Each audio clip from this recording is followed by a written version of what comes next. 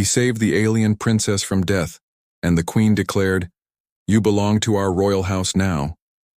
Echoes of valor, the crystalline towers of New Geneva gleamed like polished steel against Earth's azure sky as Commander Kale Meridian adjusted his diplomatic uniform. 6 years of negotiations had culminated in this moment, the first official treaty between Earth's united coalition and the mysterious Australian Empire, visitors from beyond the Orion Arm. "Commander, the Australian delegation has arrived," Lieutenant Faria said, tablet in hand. "The Queen's ship just entered orbit." Kyle nodded, his expression betraying none of the anxiety churning inside him.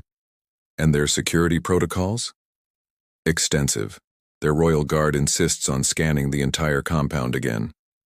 "Let them," Kyle replied. "We've waited decades for first contact. We can wait another hour to sign the trade agreement." The delegation arrived with characteristic Australian precision, 12 guards with ceremonial armor flanking 3 robed figures. Queen Niara led the procession, her regal bearing unmistakable despite the veil obscuring her features. Behind her walked Princess Lyra, whose purple skin caught the sunlight with a subtle iridescence that fascinated the Earth diplomats. Commander Meridian, Queen Niara's voice resonated with a melodic quality unique to Australians. "My daughter has insisted on seeing your world before committing to our alliance." Princess Lyra stepped forward, removing her hood to reveal delicate features framed by hair that seemed to shimmer between deep violet and midnight blue. "I believe we must understand those we call friends," she said, her eyes meeting Kyle's with startling intensity. The treaty signing proceeded smoothly until the reception afterward. Kale was explaining Earth's renewable energy initiatives to the princess when he noticed a catering staff member moving too deliberately toward the royal family. "Your Highness," Kale began casually, moving to position himself between Lyra and the approaching server. "Perhaps you'd like to see the observation deck." The server's hand slipped beneath his jacket. "Get down!" Kyle shouted, lunging toward Lyra as the explosion ripped through the hall. The blast caught him mid-air. Searing pain tore across his back as he shielded the princess with his body. They crashed to the floor amid chaos and screams. "Are you hurt?" he gasped, searching her face. A thin line of luminescent violet blood traced her temple. Without thinking, Kale pressed his hand against the wound, feeling a strange tingling sensation where her blood touched his skin. "The others," Lyra began, trying to rise. "Stay down," Kale ordered, scanning the smoke-filled room. Royal guards were engaging with multiple attackers now. "We need to move. Can you walk?" The princess nodded, and Kale helped her to her feet, wincing as pain lanced through his side. A second explosion rocked the building's foundation. "This way," he said, guiding her toward a service corridor. They had almost reached the emergency exit when debris from the ceiling crashed down.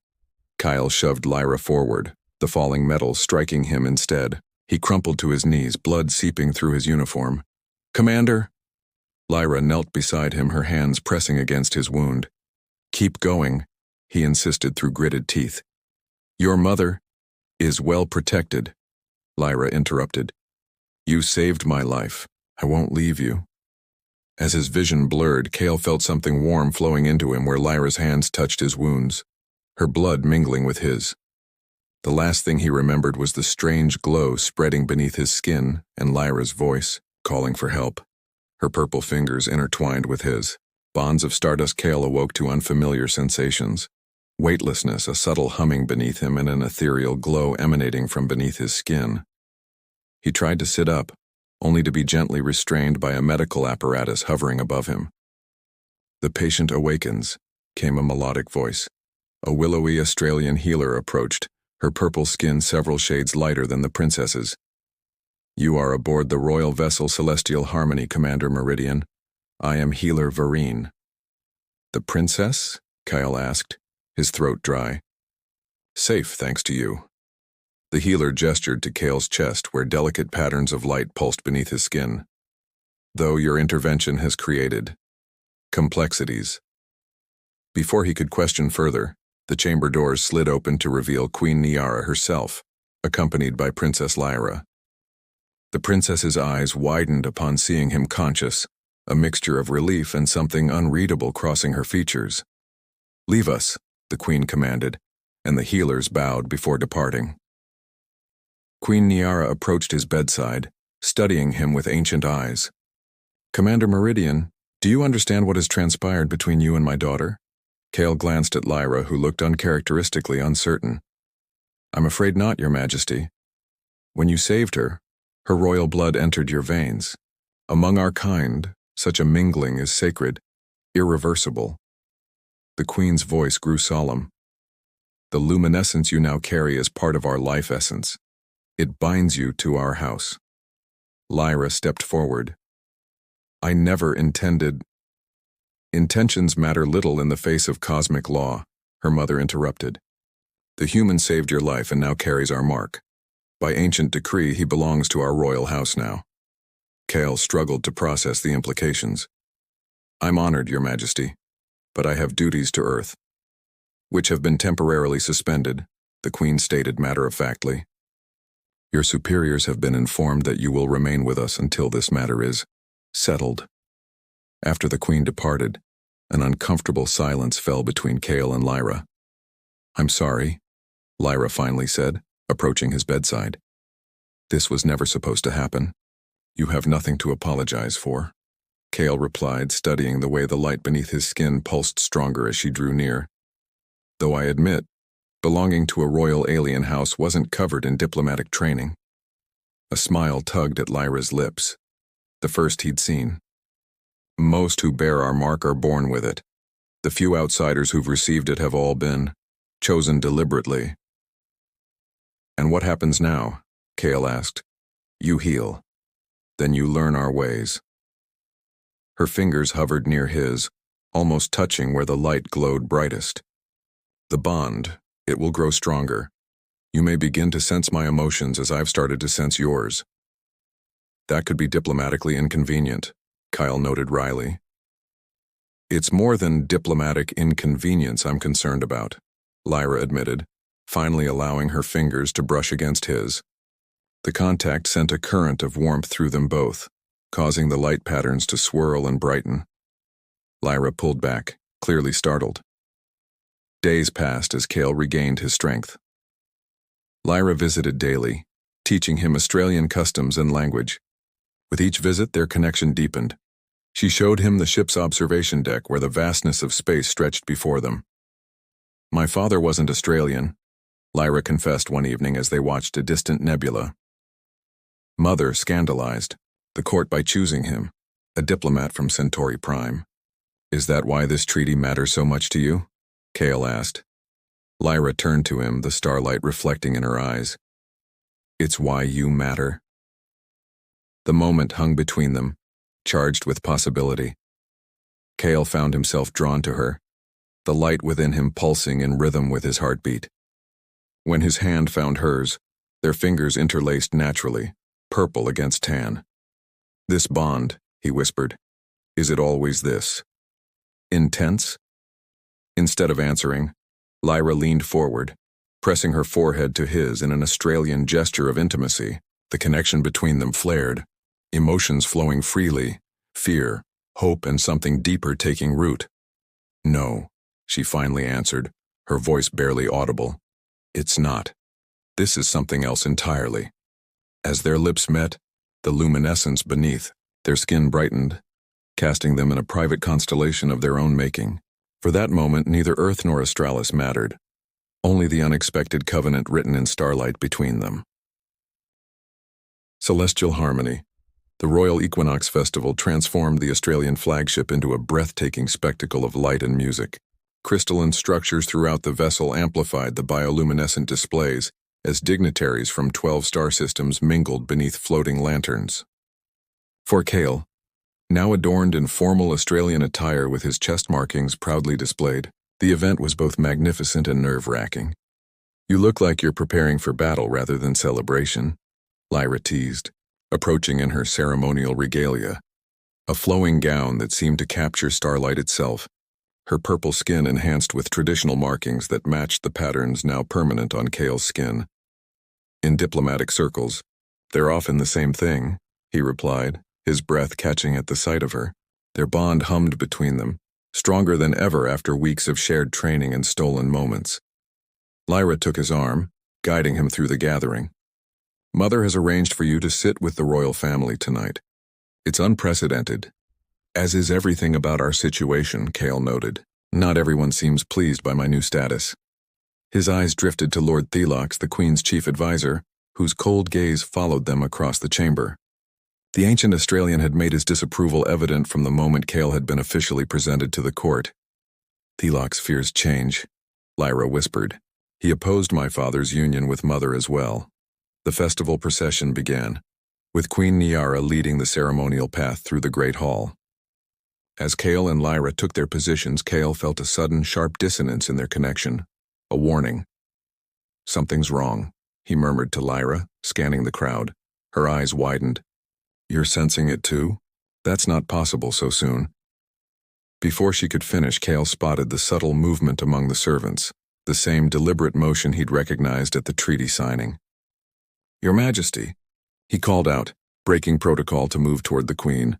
The warning came just in time. As ceremonial lights dimmed for the equinox address, 3 attendants revealed concealed weapons. Kale reached the Queen first, pulling her to safety as Lyra's guards engaged the attackers. The connection points, Lyra shouted to him, gesturing toward the crystalline pillars. They're trying to overload the ship's core. Understanding instantly through their bond, Kale moved toward the nearest saboteur while Lyra protected the other junction. As they fought, their movements synchronized with uncanny precision, the light patterns on their skin pulsing in harmony. When the last attacker fell, Thelox himself stepped forward, desperation in his ancient eyes. The human corrupts everything, he spat, raising a ceremonial blade. Our sacred bloodline, our traditions, all will be lost. Our traditions evolve, Thelox, Queen Niara replied, her voice cutting through the chaos. As they did when I chose Lyra's father, as they do now. Royal guards surrounded the disgraced advisor as evidence of his conspiracy unfolded. Communications with radical factions, plans to disrupt the Earth Alliance, and ultimately, the assassination attempts. Later, as the ship's healers treated minor wounds, Kale and Lyra found themselves alone in the royal gardens. You sense the danger through our bond, Lyra said, wonder in her voice. Even our most connected pairs rarely achieve such awareness so quickly. Kale took her hands in his. Perhaps the universe has its own diplomacy. Queen Niara found them there, starlight filtering through the garden's transparent dome above them. She studied them silently before speaking. The Council has reviewed Lord Thelox's treachery. The alliance with Earth will proceed. Her eyes softened as she looked at their joined hands, as will other unions, it seems. Mother? Lyra questioned, hope evident in her voice. The ancient laws speak of blood bonds as destiny's hand. The Queen's expression remained unreadable. Who am I to argue with destiny? After she departed, Kale turned to Lyra. Is that royal approval? Lyra's laughter rang like crystal bells. From my mother? That's practically a blessing. Beneath the canopy of stars, their lips met again, the glow beneath their skin creating patterns that complemented each other perfectly. Human and Australian, 2 worlds bridged by chance, blood, and something that transcended both. A covenant written not in diplomatic ink, but in the very essence of their being. What happens now? Kale asked, his forehead pressed to hers in the Australian gesture that had become so natural. Lyra's purple fingers traced the luminescent patterns on his chest. Now, Commander Meridian, we write our own stars.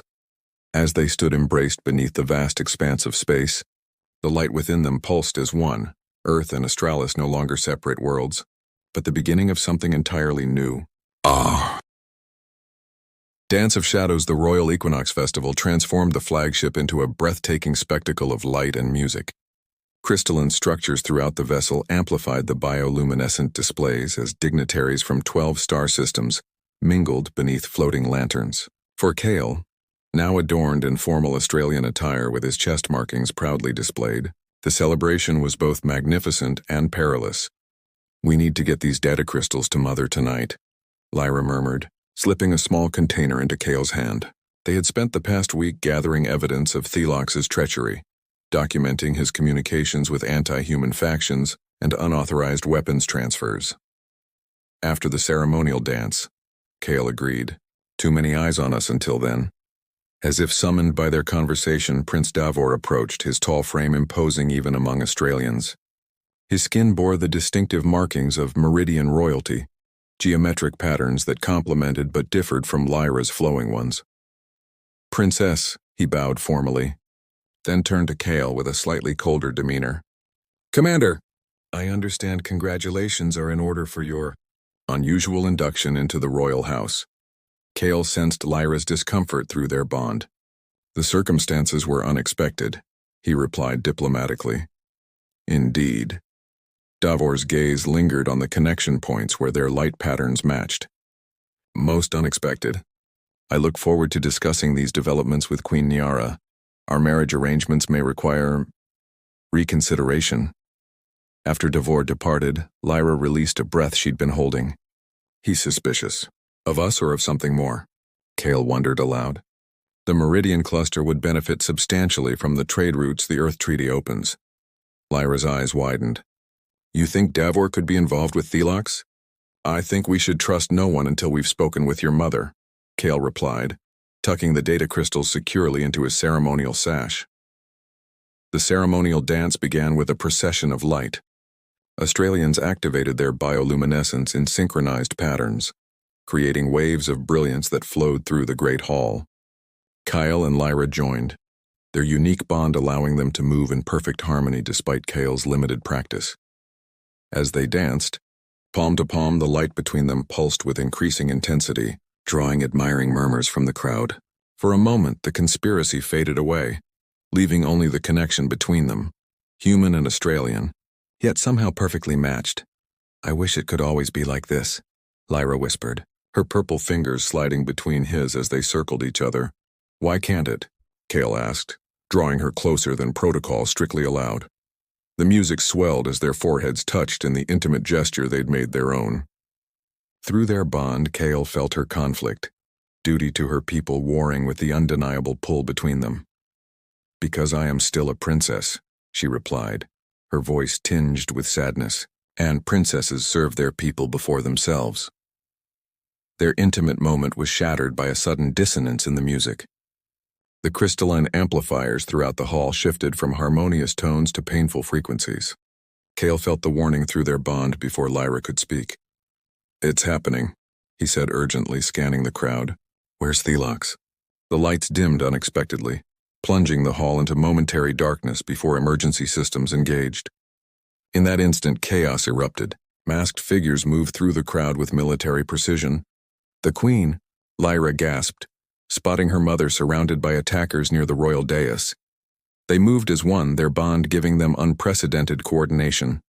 Kale reached the Queen first, pulling her to safety behind a crystalline pillar as Lyra engaged the closest attacker.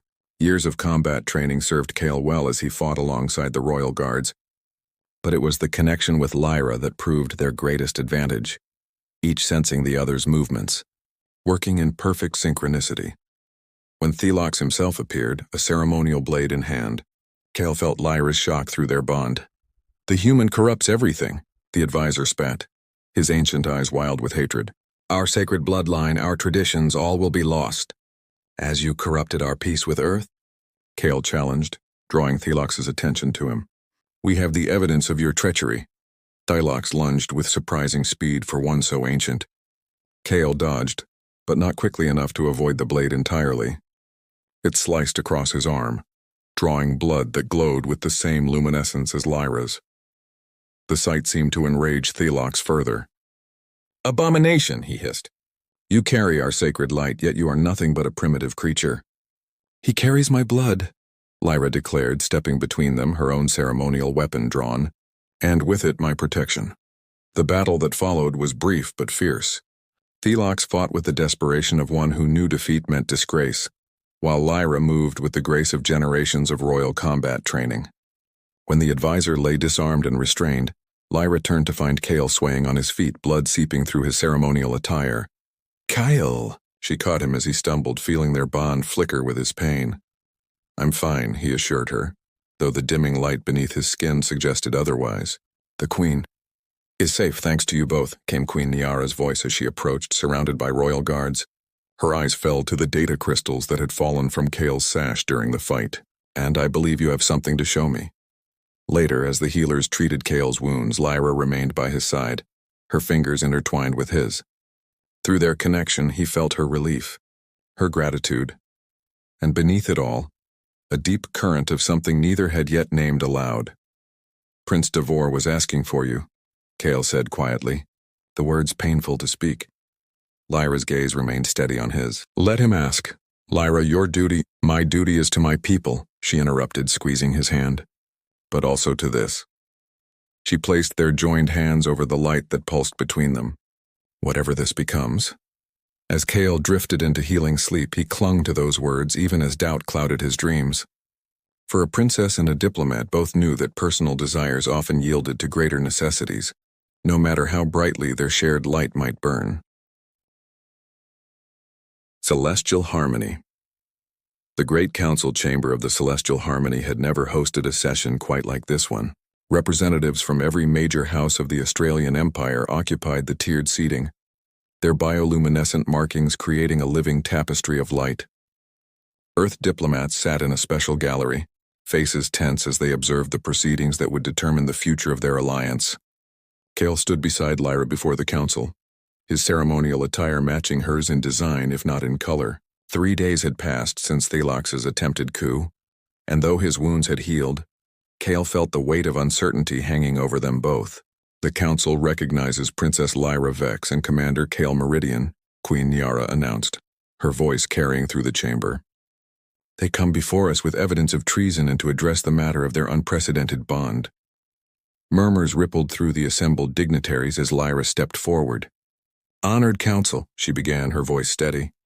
"The evidence before you proves Lord Thelox's conspiracy to sabotage our alliance with Earth. His actions cost lives on both sides and nearly plunged our civilizations into conflict. The evidence was damning: communications with terrorist cells, unauthorized weapons transfers, and finally, surveillance footage of Thelox himself, orchestrating the attacks." The council's deliberation was brief. Thelox's guilt was undeniable. "Let it be recorded that Lord Thelox is stripped of all titles and privileges," the Queen declared.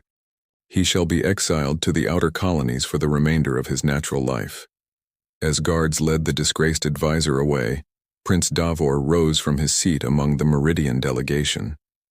"Your Majesty," he addressed the Queen, "while justice has been served regarding Lord Thelox, there remains the matter of my betrothal to Princess Lyra." The chamber fell silent. Kyle felt Lyra's tension through their bond, her light patterns flickering with apprehension. "The human carries the royal mark," Davor continued, gesturing toward Kale. "A mark that our traditions hold sacred.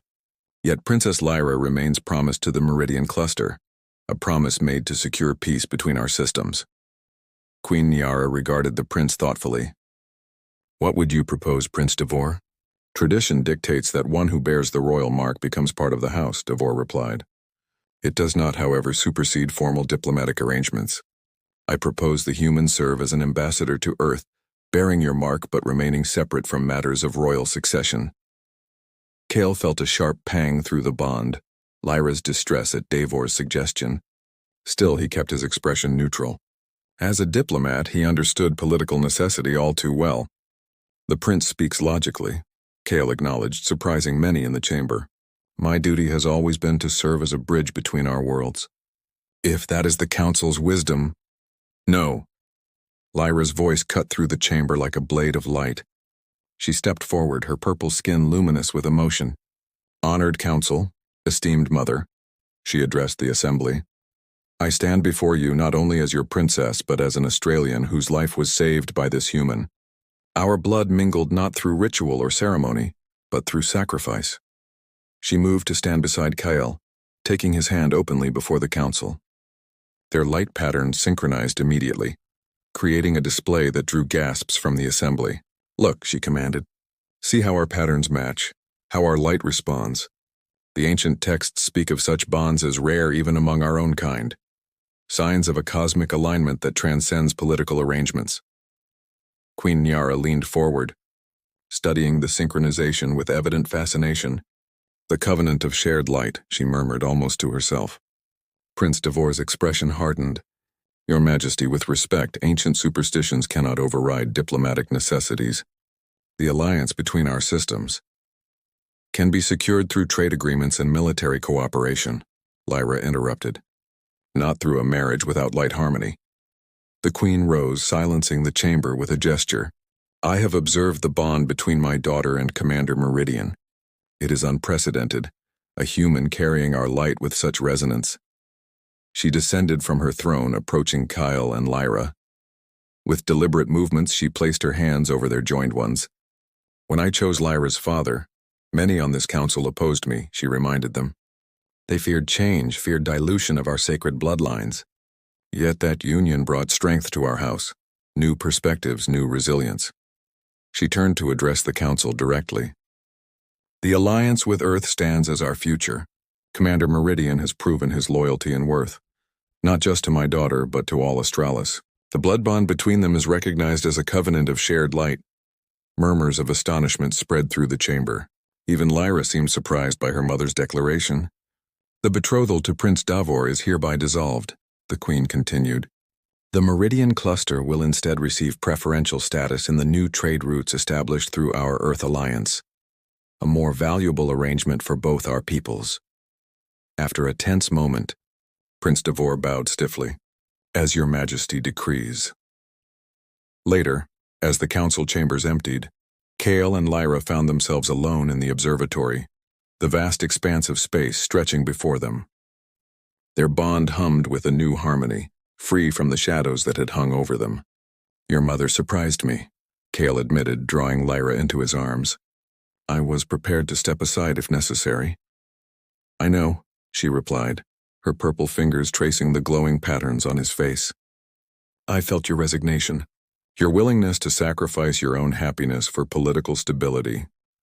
Diplomatic training, he shrugged with a half-smile.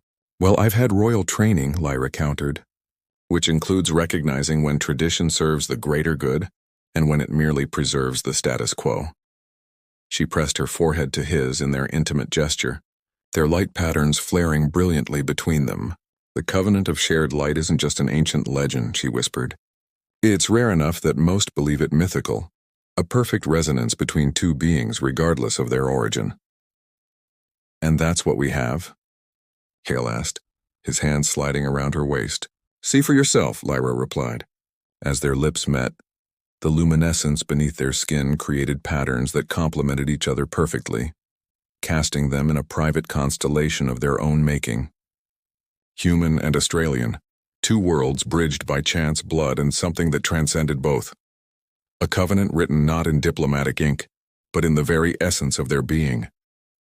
What happens now, Princess? Kale asked, his forehead still pressed to hers.